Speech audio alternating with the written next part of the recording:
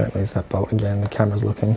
Hey guys, it's Lewis from Recycle Bicycle Sales here. We did a video recently about how to replace the gear cable on your bicycle. We got a bunch of questions about how do we do it internally. So that's what today's video is about. If you have a nicer bike, you might find that the cables coming out of the levers at the front end might find their way inside the frame. That's why I'm using the word internal. And they will often come through the frame and they'll exit the frame somewhere else. In this example, they come out of the frame around the bottom bracket area, but your bike, it might even come out right near the rear derailleur or right near the rear brake.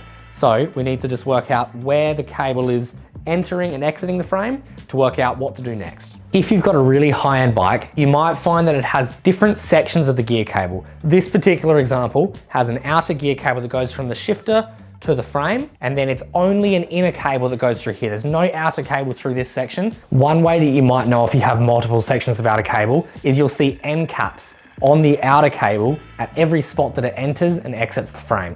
If you find that you have a bike a bit like this that has two separate sections of outer cable, this particular example, you might find to be a little bit more difficult. We might have to use special little magnets to sort of guide the cable through the frame where we need it to go. If you find that you have a bike a bit like this that has two separate sections of outer cable and you don't have the special little magnet to help guide the cable through the frame, it might be easier just to take it into your local bike shop and then they might be able to help you out too. Because this one can be an extremely difficult type of cable to route through the frame. There's three main reasons that you might need to replace a cable. It might be frayed, it might be kinked, or it might be snapped. If you want more information about those three, I'll put a link to a video in the description that we did from recently, which will dive into those topics a little bit more.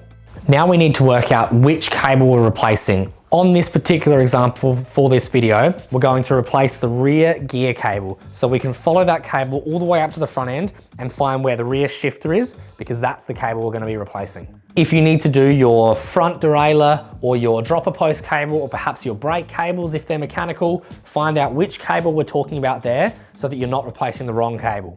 So now that we've worked out which cable we're going to replace, step number 2 is we're going to take as much tension off of the cable as we can. For this example, we're doing the rear derailleur. So the way to take cable tension off is to put it into the smallest cog that we can, and we want to make sure that the barrel adjuster, which this example is up at the shifter, is all the way bottomed out. It's tightened in as much as it can be. If you're doing the front derailleur, for example, you also want to put it into the smallest chainring and check that barrel adjuster as well. If you're doing a brake, just make sure that it's completely released and completely open. Step number 3 is now we need to remove the old or damaged cable. So the first step here is we need to locate where the pinch bolt is, which is holding in the end of the cable. Regardless of whether you're doing a brake or a derailleur, there'll always be a pinch bolt at the end of the cable. So we want to loosen that so that we can then pull the cable out of the way. Next step is we just want to remove this end cap because that's not going to be able to slide through the outer cable that we have. So just snip it off right near the end and make sure you chuck it safely in the bin.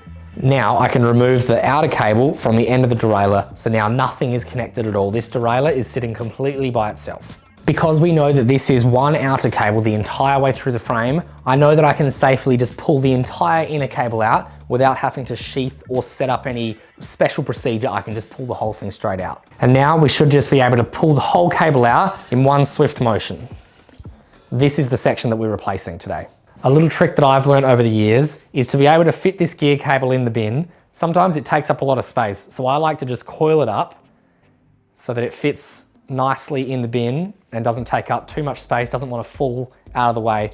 This isn't a thing that you have to do, it's just something that I like to do so that it fits in the bin perfectly.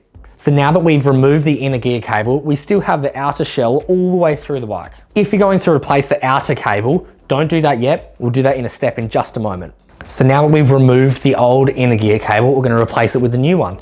It's the exact same process that you just did to remove it, completely reversed. So the cable is going to thread back in right where you took the other one out from. And a little trick that I've learned here is if you have some sort of light on the back side, whether it's a white wall or your phone torch or something like that, you should be able to see through the shifter to where that little hole is, and then you'll be able to thread it through a little bit easier. So now that we've got the inner gear cable all the way through the lever, now we're going to put it back into the outer cable here.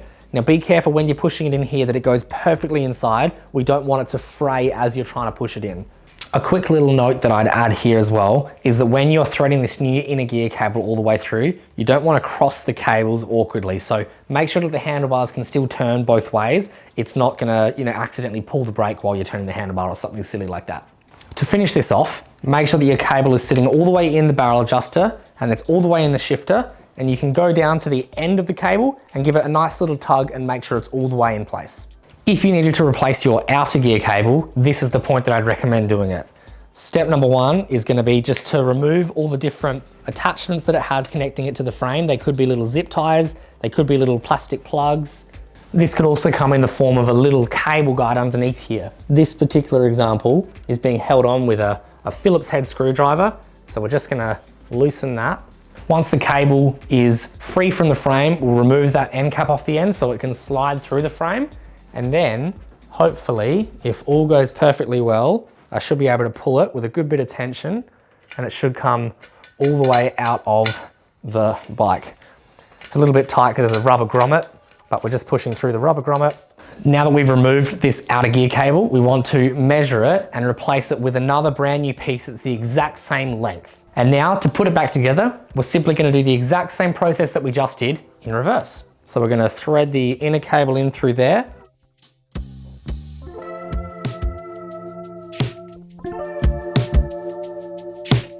If you've got a little rubber grommet where it enters or exits the frame, you might just need to push that out of the way so that you're not sort of pushing up against the tension of that. So now you should just be able to slowly feed it all the way through. We'll feed that all the way through. We might feed some inner cable through as well, and we'll head towards the shifter there.